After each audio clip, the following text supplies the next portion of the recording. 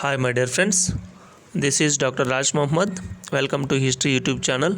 మనము ప్రీవియస్ వీడియోలో లార్డ్ డల్హౌసీ ప్రవేశపెట్టిన రాజ్య సంక్రమణ సిద్ధాంతము మరియు అతను ప్రవేశపెట్టినటువంటి వివిధ రకాలైనటువంటి పరిపాలనా సంస్కరణల గురించి విపులంగా చర్చించాము.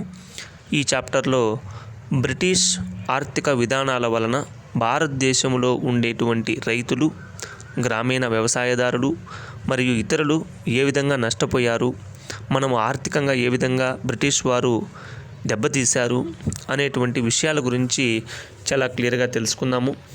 ఈ వీడియోలో పార్ట్ 1లో భాగంగా ముందుగా బ్రిటిష్ వారు తమ యొక్క వ్యాపార వాణిజ్య విధానాలను ఏ విధంగా డెవలప్ చేశారు మరియు 3 స్టేజెస్ ఆఫ్ కొలోనలిజంలో భాగంగా వాళ్ళు ప్రవేశపెట్టినటువంటి వివిధ రకాలైనటువంటి పాలసీస్ ఏంటి అనేటువంటి విషయాల గురించి తెలుసుకుందాం. ముందుగా పెన్ను పేపర్ తీసుకోండి, చక్కగా పాయింట్లన్నీ కూడా రాసుకోండి. అన్ని కాంపిటేటివ్ ఎగ్జామ్స్ కూడా ఇది చాలా ఉపయోగపడుతుంది. ఇంగ్లీష్ మీడియంలో ఉండేటువంటి విద్యార్థులంతా కూడా స్లైడ్స్ను బాగా చదివి అర్థం చేసుకోండి. తెలుగు మీడియం విద్యార్థులంతా కూడా నేను చెప్పేటువంటి విషయాలతో పాటు స్లైడ్స్ను కూడా చూడండి, బాగా అర్థం చేసుకోండి. ముఖ్యంగా ముందుగా మనము బ్రిటిష్ యొక్క ఆర్థిక విధానాల గురించి తెలుసుకోబోయే ముందు మనము బ్రీఫ్గా కొంచెం మన ఆర్థిక వ్యవస్థ గురించి తెలుసుకోవాలి. భారతదేశం అనేటువంటిది వ్యవసాయపరమైనటువంటి దేశము, మనకందరికీ తెలిసిందే. మానవుడు పుట్టిన దగ్గర నుంచి ఇప్పటి వరకు కూడా వ్యవసాయం అనేటువంటిదే ప్రధానమైనటువంటి వృత్తిగా ఉంది. వ్యవసాయం లేకుండా జీవనం అనేటువంటిది సాధ్యం కాదు. సో ప్రాచీన కాలం నుంచి భారతదేశానికి సెల్ఫ్ సఫిషియెంట్ ఎకానమీ అంటే స్వయం సమృద్ధితో కూడినటువంటి విధానం అనేటువంటిది మనకు ఉంది.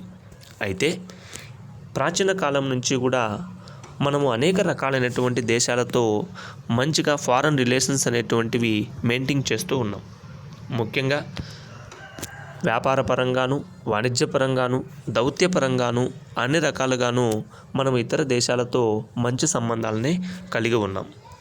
అయితే సౌత్ ఈస్ట్ ఏషియా లాంటి దేశాలతో కానీ, వెస్ట్ ఏషియా లాంటి దేశాలతో కానీ, అరేబియా, చైనా, యూరప్, ఆఫ్రికా ఇలా ఎన్నో రకాలైనటువంటి దేశాలతో మనము కొన్ని వస్తువులను ఎగుమతి చేసేటువంటి వాళ్ళం, కొన్ని వస్తువులను దిగుమతి చేసుకునేటువంటి వాళ్ళం.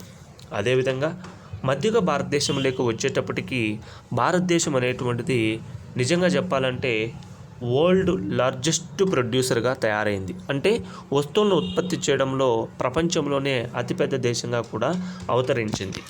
బట్ అయితే ఈ వస్తువులన్నీ కూడా కేవలం మన దేశంలో తయారైనటువంటి వస్తువులు మాత్రమేను.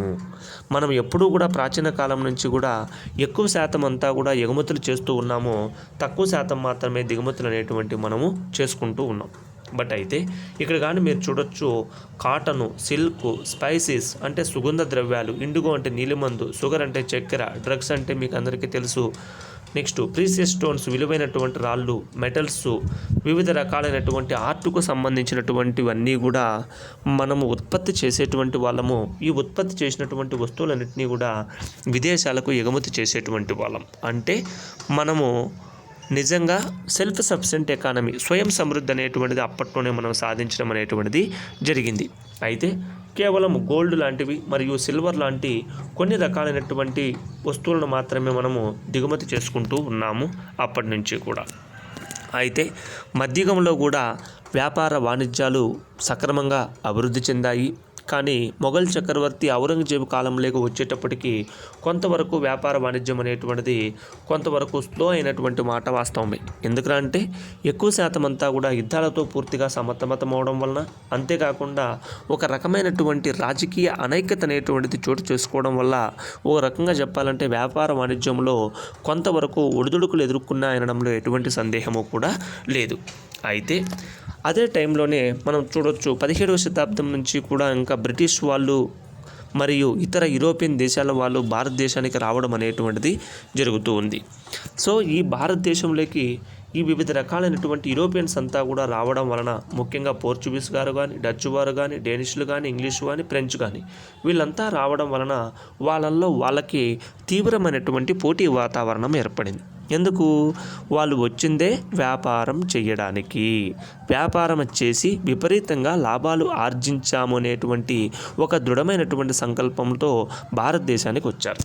బట్ అయితే ఈ వాళ్ళ మధ్య తీవ్రమైనటువంటి పోటీ వాతావరణం అనేటువంటిది ఏర్పడడం వల్ల వాళ్ళ మధ్యనే అనేక రకాలైనటువంటి యుద్ధాలు అనేటువంటివి కూడా జరిగాయి. వాటిలో మనం ఆల్రెడీ డిస్కస్ చేసుకున్నాము. కర్ణాటక యుద్ధాలు కావచ్చు, మైసూర్ యుద్ధాలు కావచ్చు, సిక్కు యుద్ధాలు కావచ్చు, మరాఠాలతో యుద్ధాలు కావచ్చు, ఇంకా అనేక మందితో బ్రిటిష్ వాళ్ళు మరియు ఫ్రెంచ్ వాళ్ళు, డచ్ వాళ్ళు అందరికీ కూడా యుద్ధాలు అనేటువంటివి జరిగినాయి. చివరికి అన్ని యుద్ధాల్లో కూడా బ్రిటిష్ వారే నెగ్గడం అనేటువంటిది మనకందరికీ కూడా తెలుసుకున్నాం. బట్ అయితే ఈ బ్రిటిష్ వాళ్ళు వచ్చిన తర్వాత వాళ్లకు బలమైనటువంటి శక్తిగా ఉన్నటువంటిది ఏంద్రా అంటే నేవల్ ఫోర్స్. అంటే మొత్తం సముద్రయానం పైన కూడా వాళ్ళు అన్ని రకాలుగాను ఓడరేవుల ద్వారాను వ్యాపారం చేయడంలో వాళ్ళు ఒక రకంగా చెప్పాలంటే ప్రపంచంలోనే అగ్రగామి దేశంగా అనేటువంటిది ఉంది. సో కాబట్టి ఆ టైంలో మనకు మొఘల్ చక్రవర్తులు అనేటువంటి వాళ్ళు ఈ సీ ట్రేడ్ అంటే సముద్రం ద్వారా వ్యాపారం చేసేటువంటి విధానాలు కానీ మరియు నేవల్ ఫోర్సెస్ కానీ ఎక్కువగా పెద్దగా డెవలప్ చేయలేకపోయినారు. సో కాబట్టి మనకు తర్వాత వచ్చినటువంటి యుద్ధాల్లో చివరి మొఘల్ చక్రవర్తుల కాలంలో బ్రిటిష్ వారి చేతిలో మొఘల్ చక్రవర్తులు కూడా ఓడిపోవడం అనేటువంటిది జరిగింది. సో ముఖ్యంగా ఈ ఓడిపోయినటువంటి తర్వాత మొఘల్ చక్రవర్తుల నుంచి స్లోగా కొన్ని ప్రాంతాలన్నింటినీ కూడా స్లోగా వాళ్ళు వ్యాపారం చేసుకోవడానికి వాళ్ళ యొక్క ఆధీనంలోకి తెచ్చుకొని చివరికి వాళ్ళు భారతదేశంలో ఉండేటువంటి అనేక మెయిన్ ప్రాంతాలలో అంతా కూడా వాళ్ళ యొక్క వ్యాపార సామ్రాజ్యాలను, వాళ్ళ యొక్క కాలనీస్ను విస్తరించుకోవడం అనేటువంటిది జరిగింది. ముఖ్యంగా మొఘల్ చక్రవర్తుల నుంచి చాలా రకాలైనటువంటి పర్మిషన్స్ తీసుకున్నారు. ఎందుకు? మేము వ్యాపారం చేసుకుంటాము, మాకు పర్మిషన్లు ఇవ్వండి అని చెప్పి మొదట్లో ఎంతో గౌరవంగా అడిగినటువంటి వాళ్ళు తర్వాత కాలంలో వాళ్ళు మనలో ఉండేటువంటి రాజకీయ అనైక్యత, స్నేహభావం లేదు అనేటువంటి విషయాలు, సామాజిక ఆర్థిక సమీకరణలు అన్నీ కూడా దృష్టిలో పెట్టుకొని మన మీదనే బ్రిటిష్ వాళ్ళు డామినేషన్ చేయడం అనేటువంటిది జరుగుతూ ఉంది. ఇక్కడ ఉదాహరణకు కానీ తీసుకుంటే కనుక 1716 సంవత్సరంలో ఫరూక్ సియర్ అనేటువంటి ఆయనకు వైద్యం చేసినాడనేటువంటి ఒక కారణంతో ఆయన జబ్బు చేసింటే వైద్యం చేశాడు ఒక బ్రిటిష్ డాక్టర్. సో ఆయన అడిగితే హ్యాపీగా సరే మీకు ఎటువంటి కస్టమ్స్ డ్యూటీస్ లేకుండా మీరు బెంగాల్లో వర్తకం చేసుకోండి అని చెప్పి బ్రిటిష్ వాళ్ళకు పర్మిషన్ ఇవ్వడం అనేటువంటిది జరిగింది. దాన్నే మనము దివానీ రైట్స్ అనేటువంటి పేరుతో కూడా పిలుస్తాం. దివానీ రైట్స్ అంటే ఏంటంటే వర్తకం చేసుకునేటువంటి దానికి ఒక లైసెన్స్ ఇచ్చేటువంటి పత్రము.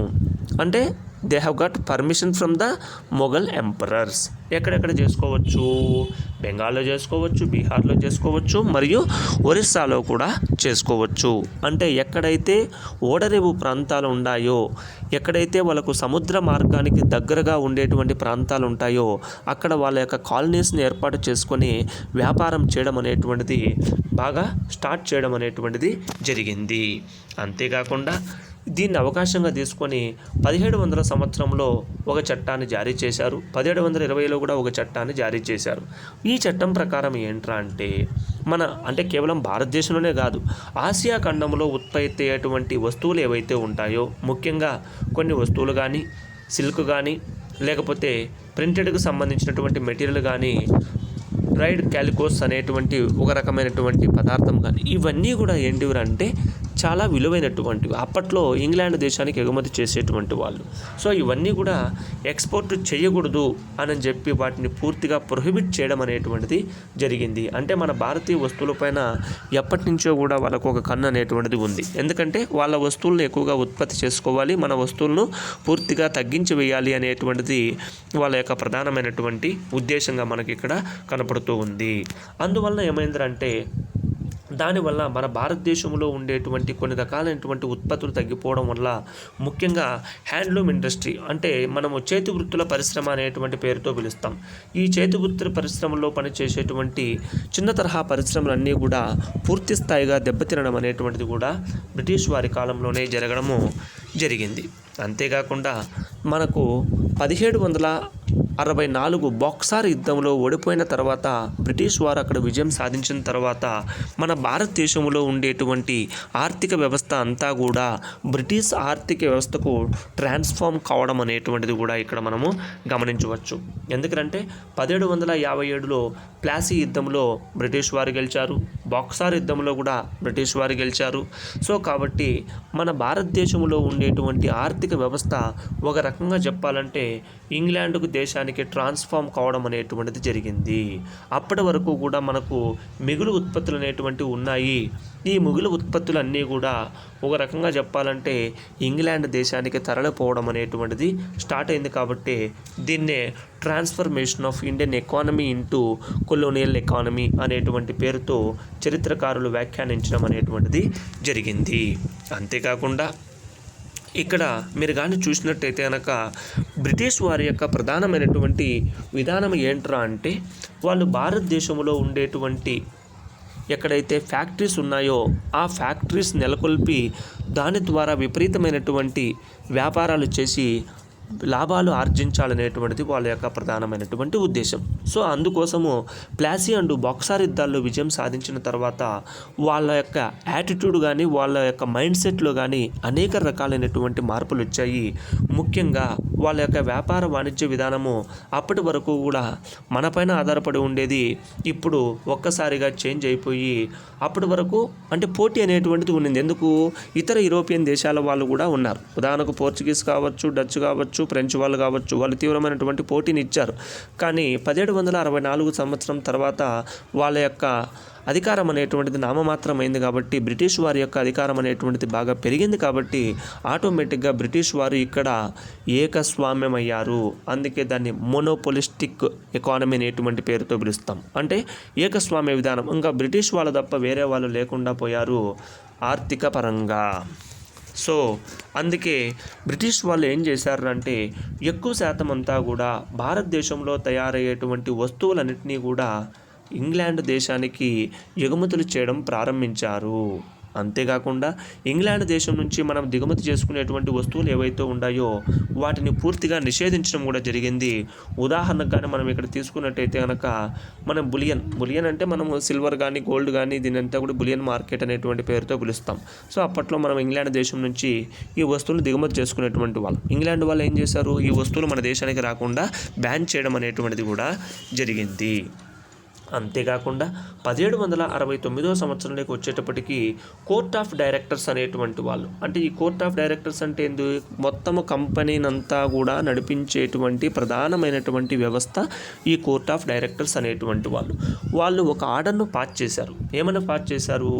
ముఖ్యంగా మన భారతదేశంలో లభించేటువంటి రా సిల్క్ ఏదైతే ఉందో దాన్ని పూర్తి స్థాయిలో ఎంకరేజ్ చేయండి. ఎందుకంటే వాళ్ళకు ఆ వస్తువులతో తయారైనటువంటివన్నీ కూడా వాళ్ళకు ఎక్కువ లాభాలను ఆర్జించి పెడుతున్నాయి. బట్ అయితే సిల్క్ ఫ్యాబ్రిక్స్ ఏవైతే ఉన్నాయో, సిల్క్ వెండర్స్ ఏవైతే ఉన్నాయో, అంటే మన భారతదేశంలో ముఖ్యంగా బెంగాల్ ప్రాంతంలో ఉండేటువంటి ఈ పరిశ్రమలన్నింటినీ కూడా పూర్తిగా డిస్కరేజ్ చేయండి అని చెప్పి బ్రిటిష్ వారు ఆర్డర్ పాస్ చేయడం అనేటువంటిది జరిగింది. అంతేకాకుండా ముఖ్యంగా ల్యాండ్ రెవెన్యూ సిస్టమ్స్ను కూడా ప్రవేశపెట్టారు. ఏంటివి ల్యాండ్ రెవెన్యూ సిస్టమ్స్? మనం ఆల్రెడీ చెప్పుకున్నాం ఇంతకుముందు వీడియోలో.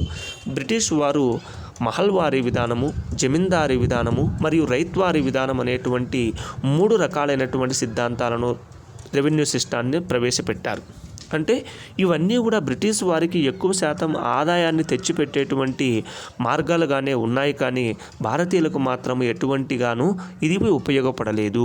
దీని ద్వారా విపరీతంగా వాళ్ళు ట్యాక్సెస్ రూపంలో భారతదేశంలో తయారైనటువంటి వస్తువులపైన, ఉత్పత్తులపైన విపరీతంగా లాభాలు ఆర్జించడం అనేటువంటిది జరిగింది. దానివల్ల బ్రిటిష్ వారు బాగుపడినారే కానీ భారతీయ రైతులు మరియు కుటీర చిన్నతరహా పరిశ్రమల్లో పనిచేసేటువంటి సాధారణ ప్రజలంతా కూడా అనేక రకాలైనటువంటి ఇబ్బందులకు గురి కావడం అనేటువంటిది కూడా మనకు జరిగింది. అంటే రైతువారీ సిస్టమ్స్ కానీ, లేదా పర్మనెంట్ సెటిల్మెంట్ సిస్టమ్ కానీ, లేదా జమీందారీ పద్ధతి కానీ, మహల్వారీ సిస్టమ్ కానీ బ్రిటిష్ వాళ్ళకు ఉపయోగపడినాయి కానీ మనకు మాత్రం ఎటువంటిగాను ఉపయోగపడలేదు. అంతేకాకుండా దానివల్ల కుటీర చిన్న తరహా పరిశ్రమలన్నీ కూడా పూర్తి స్థాయిలో నష్టమైపోయినాయి. అంతేకాకుండా కల్టివేటర్స్ అంటే ఆ వ్యవసాయ రంగంలో పనిచేసేటువంటి ఎవరైతే పేదలు కూలీలు ఉంటారో వాళ్ళందరూ కూడా తీవ్రమైనటువంటి ప్రభావానికి ఆర్థిక నష్టానికి గురి కావడం అనేటువంటిది కూడా మనము ఇక్కడ గమనించవచ్చు. అంతేకాకుండా ఇంకా 18వ శతాబ్దంలోకి వచ్చేటప్పటికి బ్రిటిష్ వారు తమ యొక్క వ్యాపార విస్తరణను బాగా డెవలప్ చేశారు. ముఖ్యంగా వ్యాపార విస్తరణలో భాగంగా వాళ్ళు అనేక రకాలైనటువంటి పాలసీస్ను కూడా ప్రవేశపెట్టడం అనేటువంటిది కూడా జరిగింది. ముఖ్యంగా 1772 సంవత్సరంలో Bengal weavers who sold their cloths అంటే బెంగాల్లో పనిచేసేటువంటి ఎవరైతే వర్తకులు ఉంటారో వాళ్ళ మర్చెంట్స్ ఎవరైతే ఉంటారో వాళ్ళందరూ కూడా తయారు చేసినటువంటి వస్తువులను ఉత్పత్తులను కేవలము బ్రిటిష్ కంపెనీకి మాత్రమే అమ్మాలి, వాళ్ళు నిర్ణయించినటువంటి ధరకు మాత్రమే అమ్మాలి. ఇన్ కేసు ఎవరైనా బ్రిటిష్ కంపెనీ చెప్పినట్టు వినకపోతే కనుక వాళ్ళ యొక్క కంపెనీస్ అన్నీ కూడా సీజ్ చేయడం జరుగుతుంది. అంతేకాకుండా వాళ్ళను అనేక రకాలుగా ఇబ్బందులకు గురి చేయడమే కాకుండా తీసుకుపోయి జైల్లో వేసేటువంటి విధానం కూడా బ్రిటిష్ వారు అమల్లోకి తేవడం అనేటువంటిది జరిగింది. ఇది ఒక రకంగా చెప్పాలంటే మన భారతీయులు మర్చెంట్స్కు తయారు చేసేటువంటి ఇండస్ట్రీస్కి అన్ని రకాలుగా ఇది అవరోధంగా కూడా ఏర్పడడం అనేటువంటిది మనం గమనించవచ్చు. దీనివల్ల ఏమైందంటే వాళ్ళు నిర్ణయించినటువంటి ధరకే వస్తువులను అమ్ముకోవాలని చెప్పి హుకుం జారీ చేయడం అనేటువంటిది నిజంగా వాళ్లకు ఒక గుదిబండగా మారింది. దీనివల్ల వాళ్ళకు న్యాయం అనేటువంటిది జరగలేదు. ఎందుకంటే తక్కువ ధరను బ్రిటిష్ వారు నిర్ణయిస్తారు కాబట్టి వాళ్ళు నిర్ణయించినటువంటి ధరకు మాత్రమే వస్తువులను అమ్ముకోవాల్సినటువంటి పరిస్థితి అనేటువంటిది వచ్చింది. దీనివల్ల వ్యాపారులు అన్ని రకాలుగాను నష్టపోవడం అనేటువంటిది జరిగింది. అంతేకాకుండా ముఖ్యంగా పీజెంట్రీస్ అంటే రైతులు ఉండేటువంటి వాళ్ళు, ఆ వ్యవసాయ రంగంలో పనిచేసేటువంటి కూలీలు, రోజువారీ కూలీలు వాళ్ళంతా కూడా పూర్తి స్థాయిలో పేదరికానికి గురి కావడం అనేటువంటిది కూడా ఇక్కడ మనము చూడొచ్చు. అంతేకాకుండా ముఖ్యంగా చేత్తో మనం తయారు చేసేటువంటి ఈ వీవింగ్ ఇండస్ట్రీ ఏదైతే ఉందో అదంతా కూడా పూర్తి స్థాయిలో మరుగున పడిపోవడం అనేటువంటిది గమనించవచ్చు ఇక్కడ. అంతేకాకుండా ఇంకా 1772 సంవత్సరంలో బ్రిటిష్ ప్రభుత్వము ఒక రకంగా చెప్పాలంటే ఏకస్వామ్య విధానాన్ని ఫాలో అయింది. అంటే భారతదేశంలో మొత్తం వ్యాపారం అంతా కూడా తమ యొక్క గుప్తాధిపత్యం కిందికి తీసుకోవడం అనేటువంటిది జరిగింది. ముఖ్యంగా 1772 సంవత్సరంలో సాల్ట్ పైన తమ యొక్క పూర్తి అధికారాలను కొనసాగించారు. అంటే ఉప్పు పైన కూడా మొత్తం వ్యాపారం అంతా కూడా బ్రిటిష్ వారి యొక్క చెప్పు చేతుల్లోకి పోవడం అనేటువంటిది జరిగింది. అంతేకాకుండా 1776 సంవత్సరంలో వారన్ హేస్టింగ్స్ అనేటువంటి బ్రిటిష్ గవర్నర్ జనరల్ ఒక కొత్త సిస్టాన్ని తీసుకొని వచ్చాడు. ఏంటంటే మామూలుగా ఈ లీజుకి ఇచ్చేటువంటి విధానాన్ని ఆయన ప్రవేశపెట్టాడు. ఇది ఒక స్కీమ్, లీజుకి ఇవ్వడం అన్నమాట. కొన్ని రోజుల పాటు ఎవరైతే ఎక్కువ డబ్బులు చెల్లిస్తారో వాళ్ళకి లీజుకి ఇచ్చేటువంటి సిస్టాన్ని ప్రవేశపెట్టాడు. అయితే అది కొన్ని రోజులు పోయిన తర్వాత ఆ లీజ్ సిస్టమ్ అనేటువంటిది తీసేసి ఇంకొక రకమైనటువంటి యాక్షన్ చేసేటువంటి విధానాన్ని ప్రవేశపెట్టారు. తర్వాత రెవెన్యూ సిస్టమ్స్ అన్నీ కూడా మనం ఆల్రెడీ చెప్పుకున్నాం, ఆ సిస్టమ్స్ అన్నీ కూడా వచ్చాయి. అంటే ఏ విధానమైనా కూడా బ్రిటిష్ వాళ్ళకు ఉపయోగపడే విధంగానే దాన్ని మలుచుకున్నారే కానీ భారతీయులకు మాత్రం అది పూర్తిగా నష్టం అనేటువంటిది చేకూరింది ఇక్కడ. అంతేకాకుండా అప్పట్లో సాల్ట్ పీటర్ అనేటువంటి ఒక రకమైనటువంటి పదార్థం భారతదేశంలో దొరికేటువంటిది. ఇది దేంట్లో ఉపయోగిస్తారు అంటే ఇది గన్ పౌడర్. ఇది మన మామూలుగా తుపాకులలో ఈ గన్ మనం ఏదైతే మందు పెడతామో ఆ మందు సురేకారం అనేటువంటి పేరుతో పిలుస్తాం తెలుగులో. ఈ సాల్ట్ పీటర్ అనేటువంటి పదార్థాన్ని గన్ పౌడర్ తయారు చేయడంలో ఉపయోగిస్తారు. దీనికి ఇంగ్లాండ్ మరియు యూరోప్ దేశాల్లో విపరీతమైనటువంటి డిమాండ్ ఉంది. అది భారతదేశంలో విరివిరిగా లభిస్తుంది. ఈ సాల్ట్ పీటర్ పైన కూడా పూర్తి స్థాయిలో తమ యొక్క గుప్తాధిపత్యాన్ని బ్రిటిష్ వారు నిలుపుకోవడం అనేటువంటిది జరిగింది. సో అందుకే ఈ సాల్ట్ పీటర్ అనేటువంటి దాన్ని ఇంగ్లాండ్ దేశాలకు మరియు ఇతర యూరోపియన్ దేశాలకు ఎగుమతి చేయడం అనేటువంటిది కూడా బ్రిటిష్ వారు చేశారు. అంతేకాకుండా 1793 సంవత్సరం వచ్చేటప్పటికి పూర్తి స్థాయిలో ఇండిగో అంటే నీలిమందు పైన వాళ్ళ యొక్క హక్కులన్నింటినీ కూడా పునరుద్ధరించుకోవడం జరిగింది. అంటే భారతదేశంలో నీలిమందు అనేటువంటిది విరివిరిగా పండుతూ ఉంది కాబట్టి ఈ నీలిమందును పూర్తి స్థాయిలో వాళ్ళ యొక్క వ్యాపారము వాళ్ళ యొక్క చేతుల్లోకి తీసుకోవడం జరిగింది. అంతేకాకుండా ఓపియం అంటే నల్లమందును కూడా వాళ్ళ యొక్క ఆధీనంలోకి తీసుకున్నారు. అంటే నల్లమందు వ్యాపారం చేయడం కానీ, నీలిమందు కానీ, వస్త్రాలు కానీ, కాటన్ కానీ, వీవింగ్ కానీ, చిన్న తరహా పరిశ్రమలు కానీ, లఘు పరిశ్రమలు కానీ, ఫ్యాబ్రిక్ కానీ, ఇవన్నీ కూడా బ్రిటిష్ వారి యొక్క చెప్పు చేతుల్లోనే ఉన్నాయి. బ్రిటిష్ వారు చెప్పినట్టే మనం వినాల్సినటువంటి పరిస్థితులు అనేటువంటివి ఏర్పడ్డాయి. వీటన్నిటినీ కూడా ఇంగ్లాండ్ మరియు యూరోపియన్ కంట్రీస్కి ఎక్స్పోర్ట్ చేసి విపరీతమైనటువంటి లాభాలను బ్రిటిష్ వారు ఆర్జించేటువంటి వారు. అంతేకాకుండా దీనివల్ల ఈ నీలిమందు తోటల్లో పనిచేసేటువంటి రైతులు ఎవరైతే ఉంటారో వాళ్ళు విపరీతంగా నష్టపోవడం అనేటువంటిది జరిగింది. వాళ్ళ యొక్క శ్రమ అంతా కూడా వృధా కావడం అనేటువంటిది కూడా ఇక్కడ మనము గమనించవచ్చు. అంతేకాకుండా బ్రిటిష్ వారు చెప్పినట్టు వినకపోతే కనుక అన్ని రకాలుగా వాళ్ళను సీజ్ చేయడం కానీ, వాళ్ళను డైరెక్ట్గా తీసుకుపోయి జైల్లో వేయడం కానీ చేయడం అనేటువంటి కార్యక్రమాలు కూడా వాళ్ళు చేశారు. అంతేకాకుండా ముఖ్యంగా మనకు చెరకు అనేటువంటిది కూడా ఉంది. ఈ చెరకు ఉత్పత్తులు అనేటువంటి భారతదేశంలో విరివిరిగా ఉన్నాయి. ముఖ్యంగా బెంగాల్ ప్రాంతంలో ఈ చెరకు అనేటువంటిది బాగా డెవలప్ అయి ఉంది. ఈ షుగర్ ఇండస్ట్రీ అంటాం మనం ఇంగ్లీష్లో. అంతేకాకుండా షిప్ బిల్డింగ్ అంటే మనము చిన్న చిన్న పడవలు తయారు చేయడము, షిప్పులు తయారు చేయడం అనేటువంటిది కూడా అప్పట్లో బాగా డెవలప్ ఉంది. ఎందుకంటే మనకు తీర ప్రాంతాలు అనేటువంటివి ఉన్నాయి కాబట్టి అప్పట్లో ఎక్స్పోర్ట్స్ ఇంపోర్ట్ చేసేదానికి ఈ తీర ప్రాంతాలు అనేటువంటి విరివిరిగా ఉన్నాయి. సో అప్పట్లో మనము షిప్ బిల్డింగ్ కూడా తయారు చేస్తున్నాం. ఉదాహరణకు మనం మచిలీపట్నం తీసుకోవచ్చు, గుజరాత్ ఏరియాలో, ఈ ప్రాంతాలలో ఇంకా అనేకమైనటువంటి ప్రాంతాలలో ఈ షిప్ బిల్డింగ్ అనేటువంటిది ఉంది. సో ఇది కూడా వాళ్ళ యొక్క గుప్తాధిపత్యంలోకి తీసుకోవడం వలన మన భారతదేశంలో ఈ పరిశ్రమలు కూడా దెబ్బతీయడం అనేటువంటిది కూడా మనము చూడొచ్చు. అంతేకాకుండా 18వ శతాబ్దంలోకి వచ్చేటప్పటికి ఇంగ్లాండ్లో వెరీ వెరీ ఇంపార్టెంట్ పారిశ్రామిక విప్లవం వచ్చింది. పారిశ్రామిక విప్లవం అంటే ఏంది? 18వ శతాబ్దంలో ఇంగ్లాండ్లో వచ్చింది ఈ పారిశ్రామిక విప్లవం. వస్తు ఉత్పత్తి, రవాణా రంగాలలో మరియు పారిశ్రామిక రంగాలలో వచ్చిన గణనీయమైనటువంటి మార్పునే పారిశ్రామిక విప్లవం అంటారు. అంటే ఒక రకంగా చెప్పాలంటే ఇంగ్లాండ్లో ఈ పారిశ్రామిక విప్లవం అనేటువంటిది రావడం వలన ఎక్కడ చూసినా కూడా అనేక రకాలైనటువంటి వ్యవసాయ ఉత్పత్తులు, వాణిజ్య ఉత్పత్తులు, పరిశ్రమలో తయారైనటువంటి వస్తువులు విపరీతంగా ఉత్పత్తులు కావడం అనేటువంటిది జరిగాయి. ఈ ఉత్పత్తులన్నింటినీ కూడా అమ్ముకోవడానికి బ్రిటిష్ వారికి మార్కెట్లు అవసరం పడ్డాయి. ఆ మార్కెట్లు బాగా ప్రపంచ దేశాలకన్నిటికీ కూడా విస్తరించారు. వాటిలో భారతదేశం కూడా ప్రధానమైనట్టుగా చెప్పుకోవచ్చు. ఎందుకంటే భారతదేశంలో కూడా విపరీతమైనటువంటి జనాభా ఉంది కాబట్టి మన భారతదేశాన్ని వాళ్ళు ఒక రకంగా చెప్పాలంటే ఒక మార్కెట్గా వినియోగించుకోవడం అనేటువంటిది కూడా జరిగింది. లంకాషైర్లో తయారైనటువంటి కాటన్ వస్త్రాలు ఏవైతే ఉన్నాయో అవి భారతదేశానికి దిగుమతి చేసేటువంటి వారు. అంతేకాకుండా పారిశ్రామిక విప్లవంలో భాగంగా వచ్చినటువంటి అనేక రకాలైనటువంటి ఉత్పత్తులను భారతదేశానికి దిగుమతి చేసి వాటిని భారతదేశంలో విరివిరిగా అమ్మి విపరీతమైనటువంటి లాభాలు ఆర్జించడం అనేటువంటిది కూడా మనము చూడొచ్చు. అంతేకాకుండా ఇక్కడ భారతదేశం అనేటువంటిది ఇప్పుడే నేను చెప్పాను, వాళ్ళ యొక్క వస్తువులకు ఒక మార్కెట్గా మన భారతదేశం అనేటువంటిది ఉపయోగపడింది. ఇక్కడ కానీ మీరు చూడొచ్చు 1815వ సంవత్సరంలోకి వచ్చేటప్పటికి బెంగాల్ ప్రభుత్వం, ఎందుకంటే బెంగాల్ ప్రభుత్వం కూడా అప్పుడు బ్రిటిష్ వాళ్ళు చెప్పినట్టే వినేటువంటి వాళ్ళు ఉన్నారు కాబట్టి అక్కడ అంతకుముందు ఎక్కువ శాతం వాళ్ళు ఇంపోర్ట్ కానీ చేస్తే కనుక ఎక్కువ పన్నులు మన ప్రభుత్వానికి చెల్లించాలి. కానీ ఇక్కడ కేవలము ఇంగ్లీష్ గూడ్స్ ఇంపోర్ట్ చేసుకున్నందుకంటే ఇంగ్లాండ్ నుంచి వస్తువులు మన భారతదేశానికి వస్తే కేవలం 2.5% మాత్రమే వాళ్ళ యొక్క వస్తువులపైన ఇంపోర్ట్ డ్యూటీస్ అనేటువంటి వేసేవాళ్ళు. అంటే దిగుమతుల పైన పన్ను చాలా తక్కువ అన్నమాట అది. అంటే ఇప్పుడు ఉదాహరణకు 100 రూపాయలు అయితే కేవలం 2.5 రూపాయలు మాత్రమే మనకు చెల్లించేటువంటి వాళ్ళు. అంత తక్కువ అమౌంట్ అనేటువంటిది ఉంది. అదే ఎక్స్పోర్ట్ చేయాలంటే బ్రిటిష్ వారు చెప్పినట్టు ఎక్కువగా మనం పన్నులు కట్టాల్సినటువంటి పరిస్థితి కూడా అప్పట్లో ఉండేది. దీనివల్ల బ్రిటిష్ వారు ఎక్కువగా లాభపడడం అనేటువంటిది మనకు చాలా క్లియర్గా కనపడుతూ ఉంది.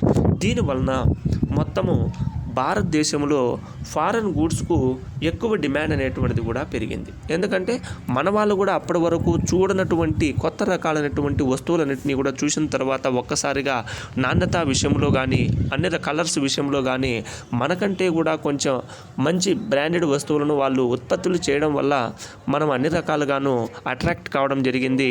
దానివల్ల వాళ్ళకు విపరీతమైనటువంటి లాభాలు కూడా ఆర్జించడం అనేటువంటిది కూడా మనము చూడొచ్చు చరిత్రలో. అంతే దీనివల్ల ఏమైంది, భారతదేశంలో ఉండేటువంటి కుటీర చిన్న తరహా పరిశ్రమలు ఏవైతే ఉన్నాయో ఆ పరిశ్రమలన్నీ కూడా పూర్తిగా దెబ్బతినడం అనేటువంటిది కూడా జరిగింది. అంతేకాకుండా మనము ఆర్థికంగాను మరియు సామాజికంగాను పూర్తిగా బ్రిటిష్ వారి చెప్పు చేతుల్లోకి రావడం అనేటువంటిది కూడా మనం ఇక్కడ గమనించడము చూడొచ్చు.